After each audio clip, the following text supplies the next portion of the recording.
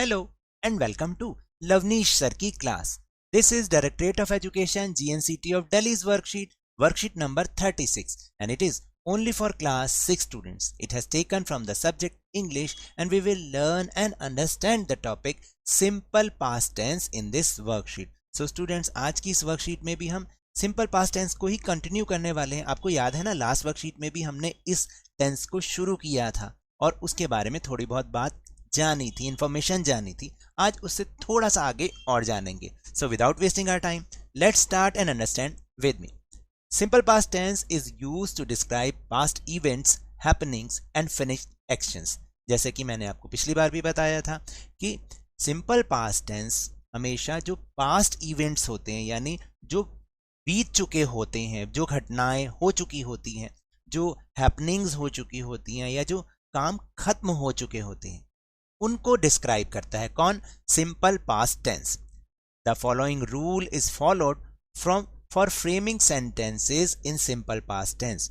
यानी ये जो अब हम रूल पढ़ने जा रहे हैं, हमने लास्ट टाइम भी थोड़ा बहुत जाना था कि जब हम सिंपल पास्ट टेंस में कोई सेंटेंस फ्रेम करते हैं तो हम क्या क्या चीजों को यूज करते हैं. So let's take a look. सबसे पहले अफर्मेटिव सेंटेंस. अफर्मेटिव सेंटेंस जानते क्या होता है? यानी एक सिंपल सेंटेंस. अफर्मेटिव का मतलब ये होता है, ठीक है. उसमें वो कैसे बनाते हैं सिंपल पास्ट टेंस में? सबसे पहले सब्जेक्ट. अब ये सब्जेक्ट क्या होता है? हिंदी इंग्लिश नहीं, यहां सब्जेक्ट का मतलब है कि जिसके बारे में बात की जा रही है उसको हम सब्जेक्ट कहते हैं. फिर पास्ट फॉर्म ऑफ वर्ब, यानी वर्ब की हम सेकेंड फॉर्म यूज करते हैं. और फिर ऑब्जेक्ट. ऑब्जेक्ट का मतलब जो उस सब्जेक्ट के साथ रिलेटेड जो भी चीज होती है उसको लिखते हैं. फिर नेगेटिव सेंटेंस बनाना हो तो क्या करेंगे? नेगेटिव का मतलब जिसमें नहीं आता है, नॉट आता है जिसमें. फिर उसमें वो कैसे बनाते हैं? सब्जेक्ट प्लस डिड नॉट लगाते हैं. क्या लगाते हैं? Did not. ये लगाना पड़ता है नेगेटिव सेंटेंस में जब हम सिंपल पास्ट टेंस बनाते हैं तो. और first form of the verb आ जाती है V1, वर्ब की फर्स्ट फॉर्म, और साथ में ऑब्जेक्ट. फिर अगर इंटेरोगेटिव सेंटेंस बनाना है, इंटेरोगेटिव सेंटेंस का मतलब क्या होता है? यानी जो क्वेश्चन वाले सेंटेंस होते हैं, जिसमें क्वेश्चन पूछते हैं ना, उसको हम इंटेरोगेटिव कहते हैं. तो उसमें हम क्या करते हैं? सबसे पहले डिड बाहर निकाल लेते हैं, फिर सब्जेक्ट यानी जिसके बारे में बात हो रही है, और उसके बाद वर्ब की फर्स्ट फॉर्म यूज करते हैं, और ऑब्जेक्ट यानी जो सब्जेक्ट से जुड़ी चीज है उसको हम ऑब्जेक्ट कहते हैं. अगर देखो, और क्या कई बार हम ये भी करते हैं कि जो इंटेरोगेटिव वर्ड होता है प्लस डिड प्लस सब्जेक्ट फिर first form of the verb और ऑब्जेक्ट. यानी अगर हम डिड बाहर निकाल रहे हैं तो हम फर्स्ट फॉर्म का यूज करेंगे, याद रखना. इसी तरह से नेगेटिव सेंटेंस में जब हमने डिड नॉट लगा दिया, एक बार हमने डिड लगा दिया, तो हम उसके बाद फर्स्ट फॉर्म यूज करेंगे. याद रहेगा? चलिए अब जल्दी से एग्जांपल्स देखते हैं. Let's take a look on examples. First example is the king loved her daughter very much. यानी राजा अपनी पुत्री को बहुत प्यार, राजा ने अपनी लड़की को, अपनी पुत्री को बहुत प्यार किया. लव्ड, ठीक है. तो ये पास्ट स्टोरी हो गई ना, कि राजा करता था या उसने किया, है ना. तो हमने ये बोला कि राजा अपनी पुत्री को बहुत प्यार करता था, यानी पास्ट टेंस हो गया, वो बीत चुका. The lion killed the deer. Lion ने डियर को मार दिया या उसको मारा. पास्ट हैपनिंग, ये घटना हो चुकी पास्ट में. I did not celebrate my birthday yesterday. मैंने कल अपना जन्मदिन नहीं मनाया. पास्ट इवेंट, यानी ये जो कल बीत चुका घटना, वो वाली घटना है. फिर डिड ही इनवाइट यू. क्या उसने तुम्हें इनवाइट किया? फिनिश्ड एक्शंस है ना, कि मतलब वो काम खत्म हो चुका है. क्या किया? ठीक है. और हमने क्वेश्चन पूछा तो ऊपर मैंने आपको बताया भी था, क्वेश्चन में हमने जब डिड बाहर निकाल दिया तो अंदर सब्जेक्ट यानी ही हो गया. वो सब्जेक्ट क्या हो गया जिसके बारे में बात कर रहे हैं? ही. और फिर वर्ब की फर्स्ट फॉर्म यूज करनी है और ऑब्जेक्ट, फिर आगे वो, ठीक है. फिर इसके बाद है why did you watch this movie last month.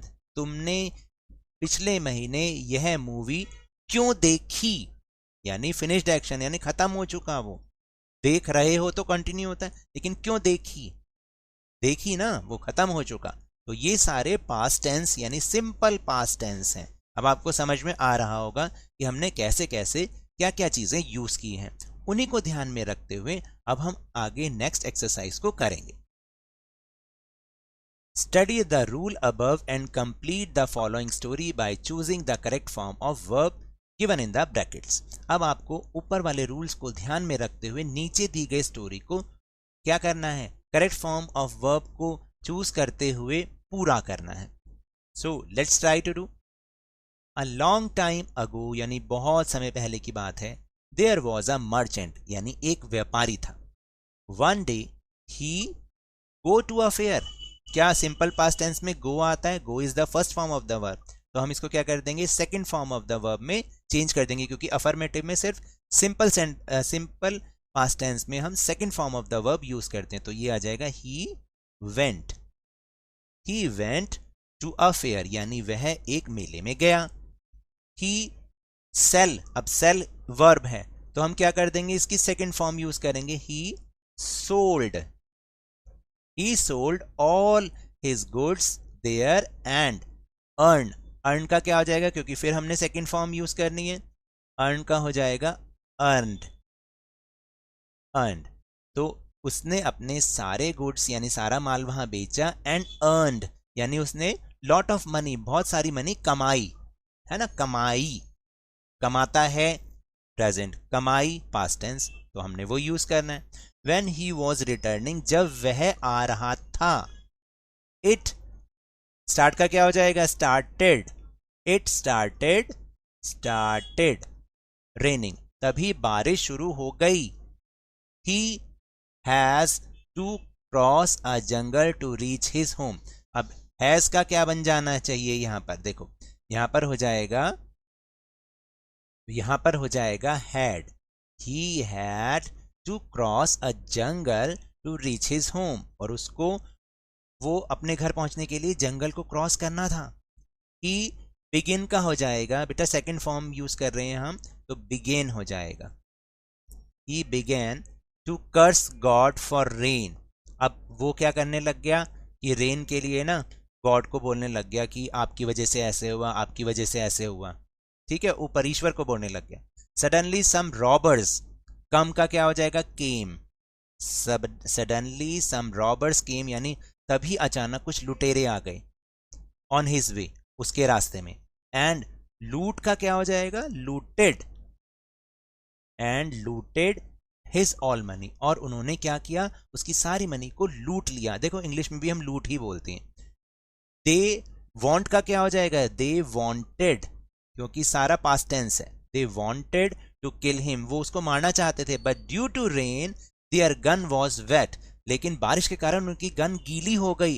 And fail का हो जाएगा failed, FAILED, failed to shoot, और वो उसको मारने में असफल हो गए, फेल हो गए। द रॉबर्स लीव का क्या हो जाएगा, लेफ्ट हो जाता है, the robbers left him alive, और वो उसको जिंदा छोड़ के चले गए।